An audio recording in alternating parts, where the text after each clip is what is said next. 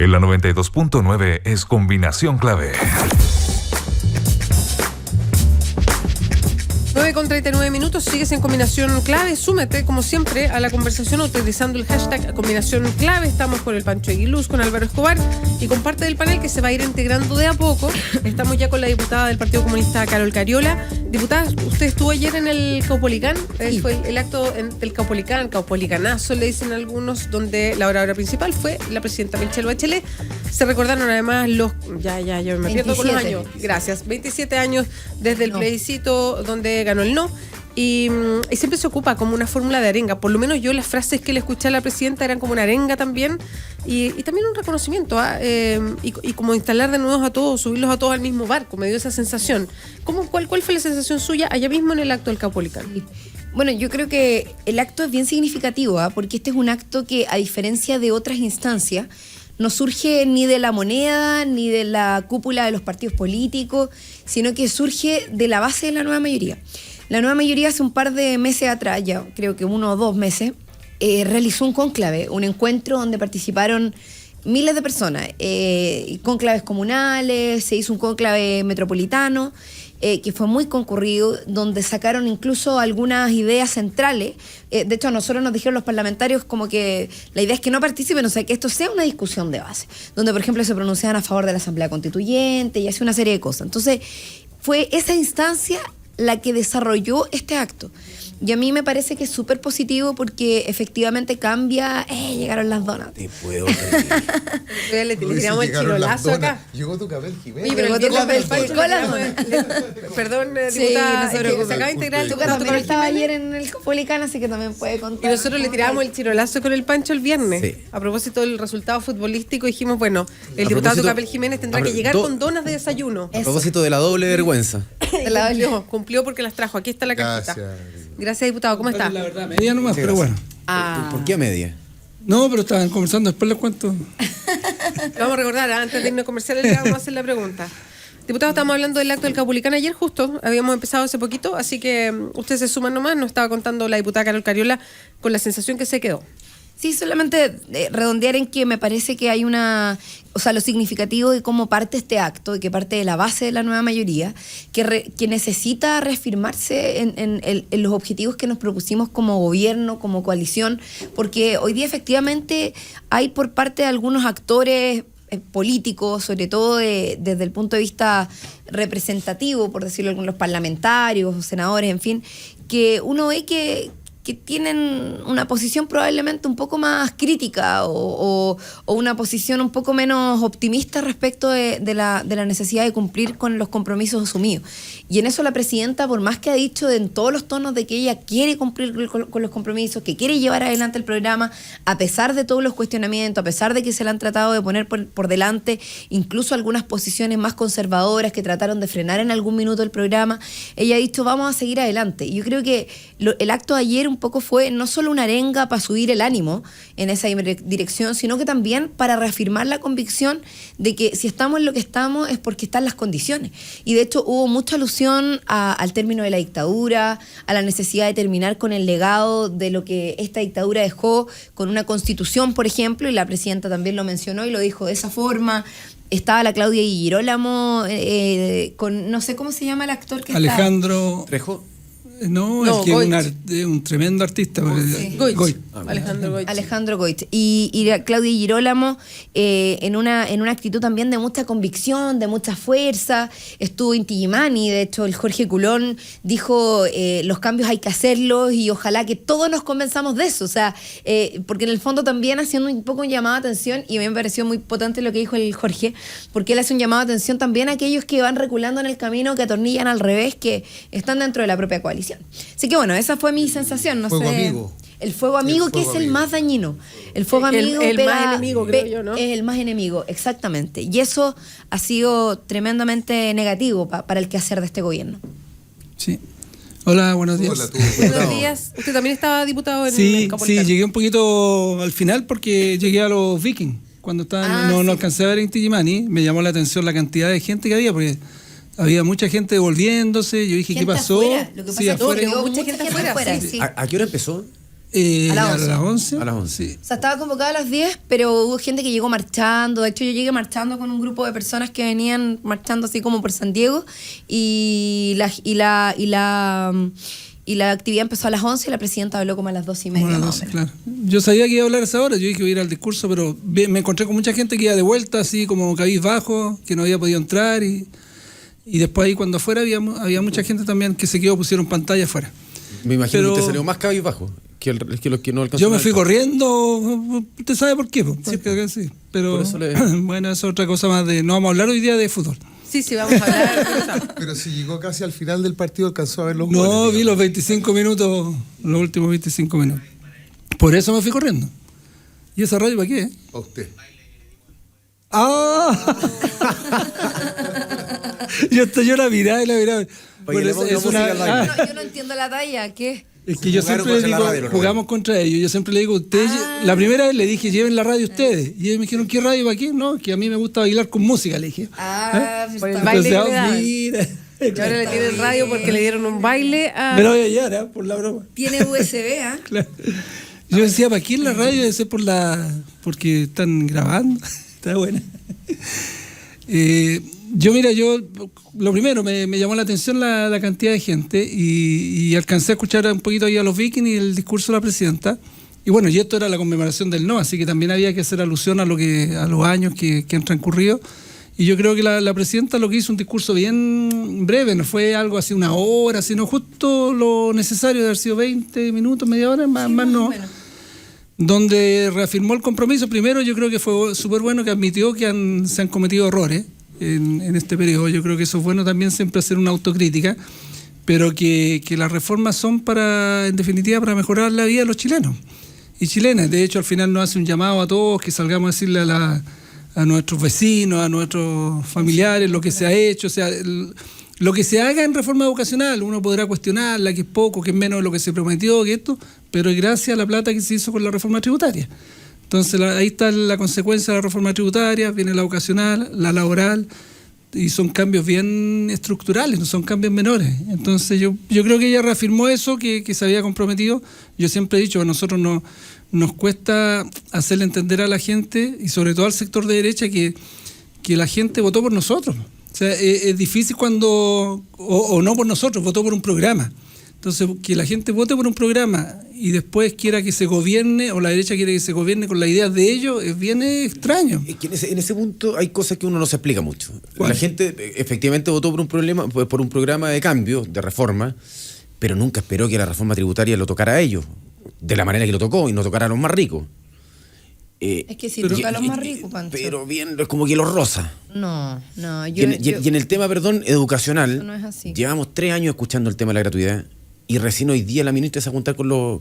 No, pero parte el próximo año, o sea, ya es un hecho que parte con los 200.000.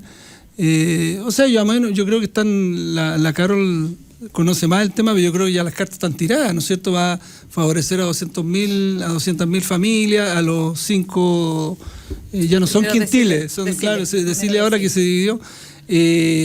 La universidad, yo siempre he dicho, ojalá que sean todas. A mí lo que no me hace mucho sentido esto del aumentar el porcentaje en 2,7, creo que la inscripción, la matrícula, porque en general las familias más vulnerables van a las privadas, no a las estatales, llegan a las privadas. Entonces hay que buscar un mecanismo ahí que también llegue a las privadas, pero que tengan algún tipo de certificación, porque yo creo que esto tiene que ir asociado con calidad. O sea, no es llegar y darle a todas las universidades dinero, pagarle los aranceles, si no hay una certificación de por medio.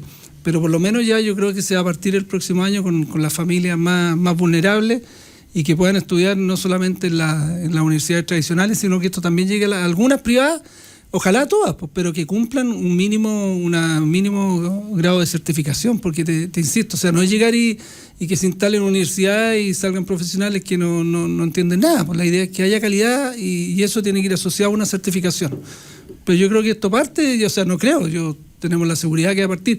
Quizás hubiésemos querido que hubiese sido para más familias, pero ya al menos se parte con 200.000 familias, se parte con lo de el copago también en la secundaria. La reforma laboral deberá estar lista ahora a finales de noviembre. Entonces se ha ido avanzando. A lo mejor la gente, porque la gente que se opone hoy día, hay personas que quisieran más, que las reformas sean más profundas, y los que no quieren nada de nada. pero que se están haciendo. Yo creo que eso es re importante, que ese discurso llegue a la ciudadanía. Y yo siento hoy día que no ha llegado, y lo que llega siempre en forma negativa.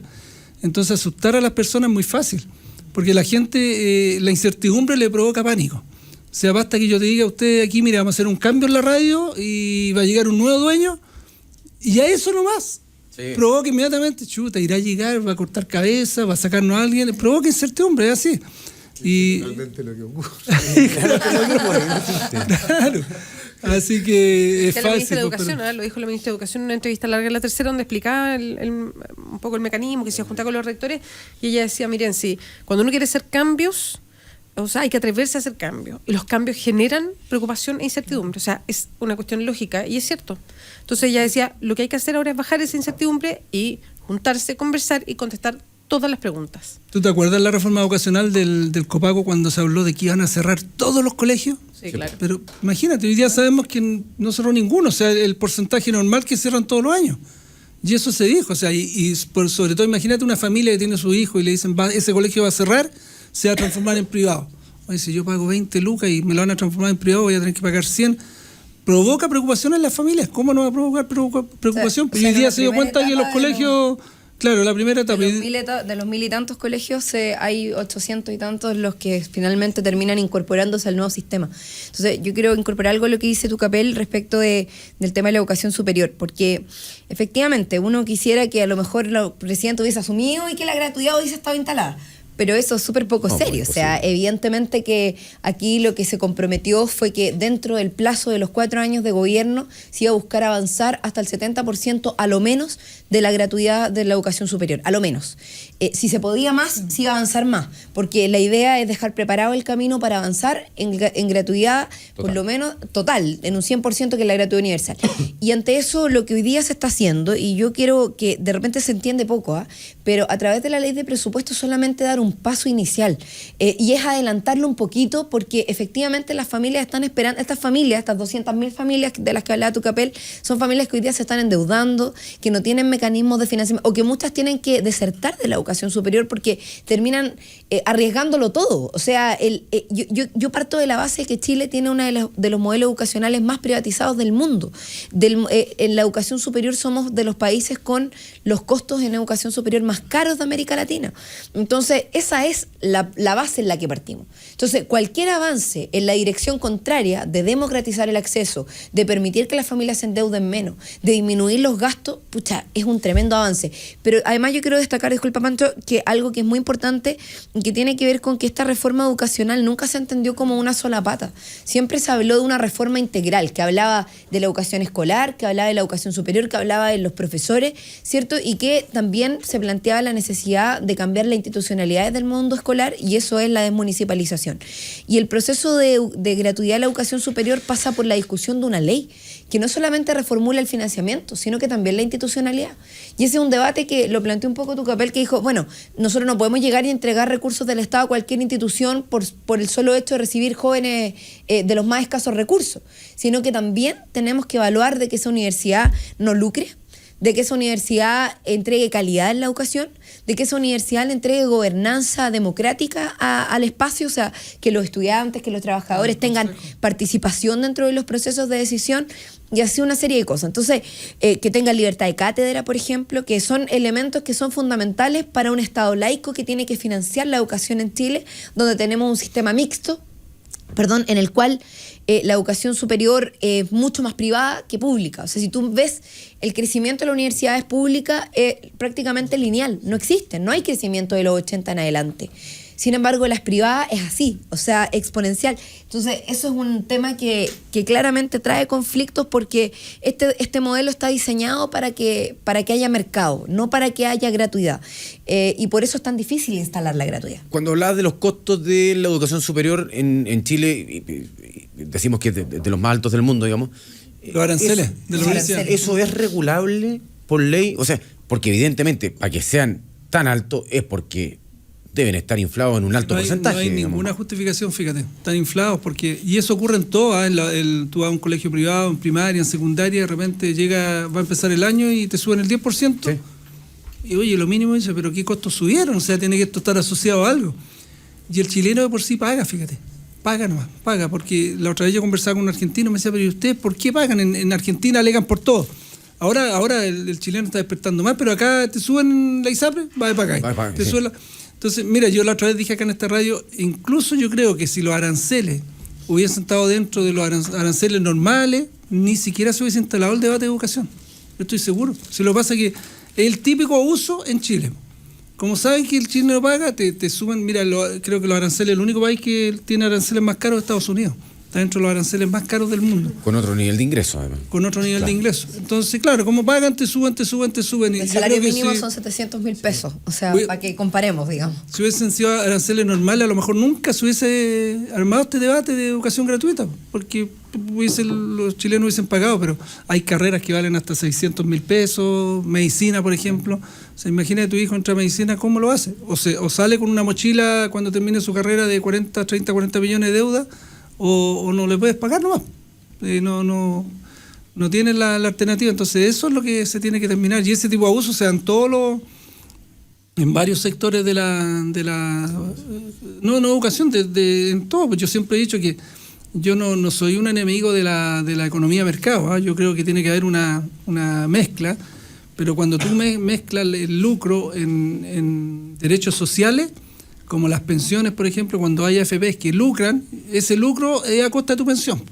En la educación, cuando un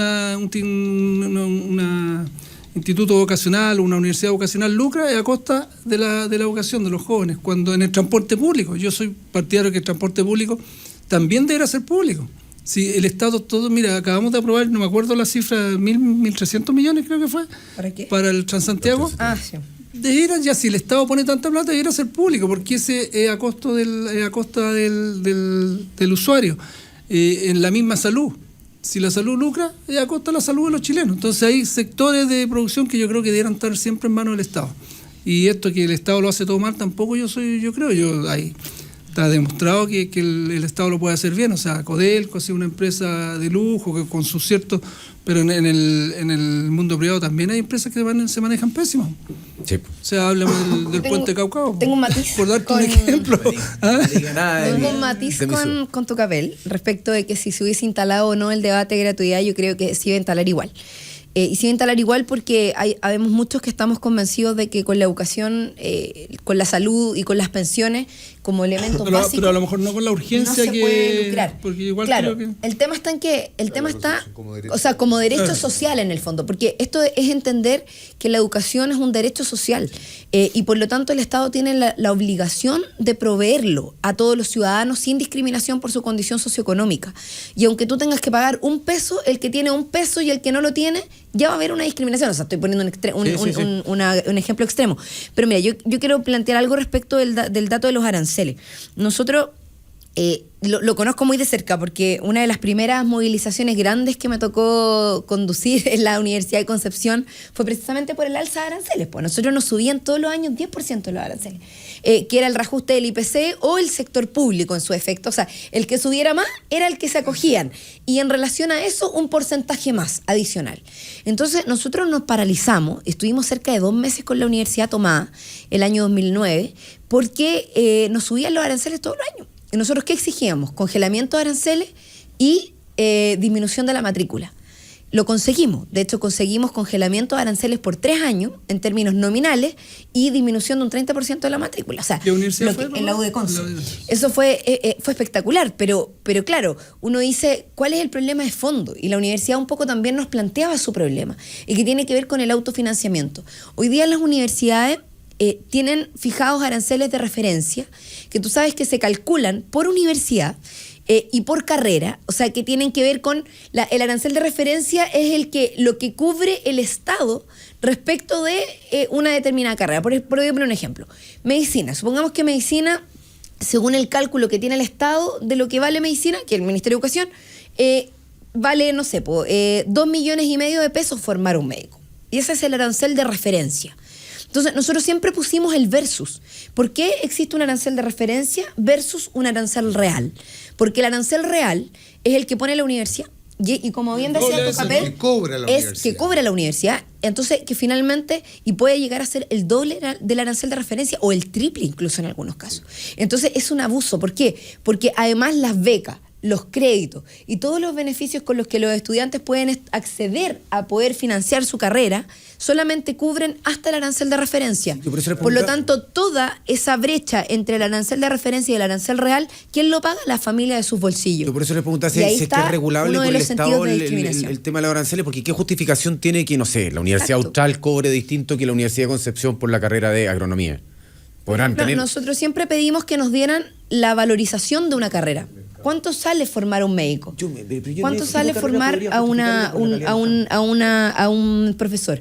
Porque hay, por ejemplo, carreras que son de pizarra y de tiza y pizarrón, Claro. ¿cierto? Y que finalmente no tienen... Ya no existe la tiza. Claro, creo, yo iba a decir pero pizarra y la expresión, plumón. Yo iba a decir plumón. pizarra y plumón. No saque a relucir su edad aquí. Pero que en definitiva, pero que definitivamente Entendí. terminan subvencionando La segunda que hace ya la a media. otras carreras que son mucho más caras porque requieren de más tecnología, porque requieren de otros elementos para su formación. Entonces, ese es un debate muy interesante y que la verdad es que ha sido muy como puesto debajo de la mesa porque no hay una regulación adecuada al respecto. Y en ese debate se entra a algún grado de apertura respecto de que haya universidades que efectivamente puedan cobrar más. Yo le ponía el caso recién al Álvaro de agronomía en la Austral o agronomía en, no sé, una universidad del norte. El campo ocupacional en la Universidad Austral seguramente es muy superior que el que te ofrece la salida de la Universidad del Norte. Me imagino que por ese lado puede haber de repente un cambio... ¿De regulación, dices Sí. tú? No hay, pues, porque al final, como dice Carol, está el arancel que referencia, pero las universidades pueden cobrar lo que... De acuerdo, por eso le pregunto si es que Explica. Claro. Esa Y muchas Hay veces... un polinomio que se puede que arma hacer- los aranceles. ¿se puede regular eso? Es que hoy día se pretende hacer eso. Pues, digamos, Vamos, el no sé, Estado le va a hay una- pasar hay un acuerdo, yo no puedo montar. le va a pagar el arancel a la universidad y creo que va a haber un 20% de margen Sí. para que puedan, pero no debieran cobrar más, pues, porque si cobran más, ¿quién se los va a pagar? Si eso es lo que eso es lo que se pretende hacer ahora con la reforma. O sea, son regulaciones. La referencia equivale a, por ejemplo, sueldo mínimo. Y la universidad que se quiera La referencia es, hay un Caso polinomio Raga, con el que se, Carlos con el que se Quiero calcula. decir que hay Sí. regulaciones que vienen, que Es son producto del de un Estado acuerdo justamente como al que llega el CRUCH con el MINEDUC. Hay un acuerdo entre el CRUCH y el MINEDUC que establece un mecanismo que es una fórmula, en definitiva, para calcular el arancel de referencia. Y ese arancel de referencia es la base y de ahí para arriba cada universidad se autorregula. Entonces, por ejemplo, nosotros cuando le pedíamos a la UECONCE, gran universidad por lo demás, pero yo le pedía, por ejemplo, a la universidad, bueno, ¿cómo fijaron tal arancel? Dennos el detalle. Y lo pedían también los chiquillos de la Universidad de Chile y nunca tuvimos esa respuesta. Está llamando al Nunca, rector de la claro, universidad. me está llamando el rector de la universidad para decir, oye, no, y nunca tuvimos esa respuesta. Entonces, eso es un elemento que todavía está muy entre cuerdas y que hoy día tenemos que resolver, porque efectivamente con el tema de la gratuidad tiene que costear y el Estado tiene que costear lo que vale la formación de un estudiante. Entonces, va a obligar a regular el tema de los aranceles, lo que a mí me parece muy interesante. Lo que pasa es que, además, lo conversábamos con Pancho antes, en el fondo, y de alguna manera, se adelantó una discusión que tiene un fondo mucho mayor. Hoy día, como hay una apuesta de la nueva mayoría, específicamente la presidenta Bachelet, del próximo año entregar gratuidad, se va a discutir rápidamente una fórmula especial para que ingresen estas carreras a la universidad, pero se va a presentar ahora, con fecha tope diciembre de este año, el proyecto de ley que regula toda la educación superior y que responde a miles de estas preguntas que nos estamos haciendo, Así es. que hoy día van a estar un poquito más echadas a la rápida, por decirlo así, para que haya gratuidad para el próximo año, porque la idea es presentar este proyecto que va a ir en profundidad en estos temas, para que se desarrolle una nueva fórmula de educación superior que responda a todas estas preguntas y tenga un sistema mucho más macizo a la hora de la gratuidad. ¿Por qué? Porque hoy día la forma de acreditar universidades está cuestionada. Entonces hay que mejorar la forma de acreditación. ¿Para qué? Para que una universidad que tenga medicina y tenga 4 años de acreditación de medicina y otra universidad que tenga esos mismos 4 años sean carreras totalmente homologables, con el mismo nivel de investigación, el mismo nivel de campos clínicos. Ahora todavía eso no lo garantiza la acreditación. La acreditación actual puede tener 2 universidades con 4 años que en teoría están en el mismo nivel, pero si tú escarbas un poquito no están al mismo nivel. Entonces eso va a venir comprometido con este proyecto grande que se tiene que hacer. Y ahí hay un tema. El despelote es tal que hoy día si tú te cambias de carrera en el mismo año de universidad a universidad, tienes que ver cuántos ramos son compatibles y cuántos no. Claro. Exacto, porque no son las mismas mallas, ¿Cachai? no hay un nivel de formación que sea... Y además el tema de la proyección de carreras, que también es un tema, y que tiene que ver con qué carreras necesita el país para su desarrollo y se están abriendo en las universidades. Tampoco hay regulación respecto a eso. Ese es un tema súper Y ese es de otro fondo. tema. Sí. Y otra cosa que se planteó desde el Ministerio de Educación en algún minuto fue el tiempo de duración de las carreras. Tú sabes que hay carreras que duran una cantidad de años que ni siquiera necesitan durar esa cantidad de años. No tiene que en ningún otros, sentido. que no tiene ningún sentido y que el sentido tiene que ver solo con el sacar más lucas a propósito de estrujar a las familias que van y pagan, digamos, esta diferencia entre el arancel de referencia versus el arancel real. Y eso es un tema que claramente, como dice Beatriz, no se va a resolver en la ley de presupuesto, se va a resolver en la ley de educación superior, que es la discusión profunda, de fondo, donde vamos a ver institucionalidad, financiamiento y temas de gobernanza también, que también son importantes. O sea, hay países donde los rectores, por ejemplo, son electos por toda la comunidad universitaria.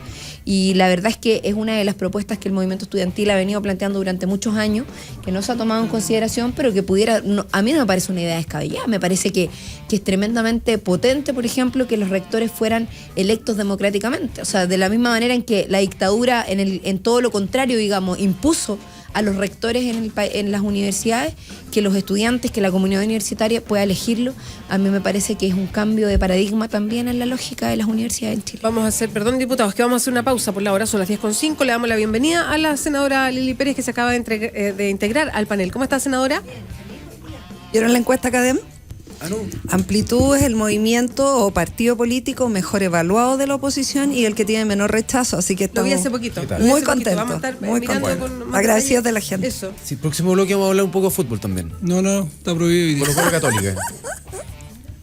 Ay, y la diputada Carol Cariola tiene que irse, nos había advertido que tenía que Y irse que a una tenía que actividad. estar a las 10:30 en otro aprovechamos lado, de así decir que- chao a la Sí, diputada. muchas Nos gracias. piden- Chao, Hágale- que estés bien, hágale gracias. bullying al diputado Jiménez. Felicidades a Señor Fernández. Amplitud. Hoy hacemos una pausa, volvemos. Muchas gracias, que esté muy bien. Oye, mira lo que se le